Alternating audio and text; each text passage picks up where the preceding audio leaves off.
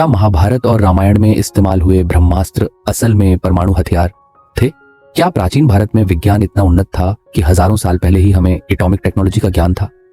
आज हम साइंस और मिथोलॉजी को जोड़कर इस रोमांचक रहस्य का पर्दाफाश करेंगे, तो इस वीडियो को अंत तक देखें क्योंकि यह आपकी सोच बदल देगा।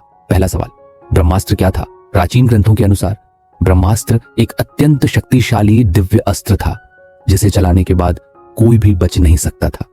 अगर हम न्यूक्लियर वेपन्स की बात करें तो वे भी एक बार लॉन्च होने के बाद पूरी तरह से विनाशकारी होते हैं, ठीक वैसे ही जैसे ब्रह्मास्त्र। महाभारत में कहा गया है कि जब अश्वत्थामा ने ब्रह्मास्त्र का प्रयोग किया तो पूरा क्षेत्र रेडिएशन से प्रभावित हुआ। वहां हजारों सालों तक जीवन असंभव हो गया। क्या यह किसी न्यूक्लियर एक्सप्लोजन की तरह नहीं लगता? विज्ञान और ब्रह्मास्त्र का वैज्ञानिक विश्लेषण। एक ब्रह्मास्त्र का प्रभाव। जब ब्रह्मास्त्र छोड़ा जाता था तो तेज रोशनी और भयंकर गर्मी उत्पन्न होती थी। जमीन पर सब कुछ जलकर खाक हो जाता था। बाद में रेडिएशन के कारण कई सालों तक उस भूमि पर कोई भी जीवित नहीं रह पाता। क्या यह सब न्यूक्लियर बम जैसा नहीं लगता? हिरोशिमा और नागासाकी पर जब परमाणु बम गिराए गए तो वहां भी तेज रोशनी, भयंकर गर्मी और रेडिएशन का प्रभाव पड़ा था। क्या प्राचीन भारत में परमाणु टेक्नोलॉजी थी?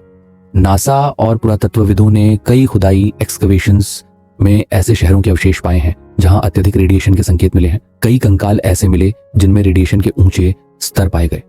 रामायण में जब रावण के खिलाफ ब्रह्मास्त्र का उपयोग हुआ तब लंका पूरी तरह नष्ट हो गई, जैसे कोई परमाणु हमला हुआ हो। अगर आप भी मानते हैं कि हमारे प्राचीन ग्रंथों में विज्ञान और टेक्नोलॉजी के संकेत छिपे हैं तो कमेंट में अपनी राय जरूर दें। और हाँ, अगर आपको ऐसी ही दिलचस्प वीडियो देखनी है तो हमारे चैनल को सब्सक्राइब करें। ब्रह्मास्त्र को विशेष मंत्रों से जागृत किया जाता था, जबकि परमाणु बम, न्यूक्लियर बॉम्ब को साइंटिफिक प्रोसेस से बनाया जाता है। विनाश क्षमता। ब्रह्मास्त्र पूरे शहर को नष्ट कर सकता था, ठीक वैसे ही जैसे परमाणु बम। रेडिएशन प्रभाव।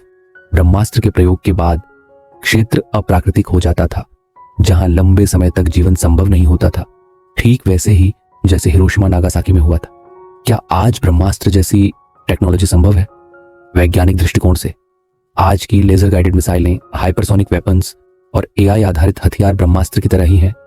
यूएस, रूस और चीन जैसी महाशक्तियां नए हथियारों को विकसित कर रही हैं जो भविष्य में ब्रह्मास्त्र जैसे ही शक्तिशाली हो सकते हैं। आज के आधुनिक एआई और क्वांटम वेपन्स क्या भविष्य के ब्रह्मास्त्र होंगे? एआई गाइडेड मिसाइल्स जो खुद टारगेट चुन सकती हैं। क्वांटम एनर्जी वेपन्स जो बिना गन पाउडर के बड़े स्तर पर नष्ट कर सकते हैं। क्या हम भविष्य में ब्रह्मास्त्र जैसा हथियार देख सकते हैं? तो दोस्तों, क्या आपको लगता है कि ब्रह्मास्त्र असल में परमाणु बम जैसा था या फिर यह सिर्फ एक मिथक था? तो कमेंट में अपनी राय जरूर दें। अगर आपको यह वीडियो पसंद आया हो तो इसे लाइक करें और हमारे चैनल को सब्सक्राइब करना ना भूलें। हमारी अन्य वीडियो देखने के लिए चैनल विजिट करें।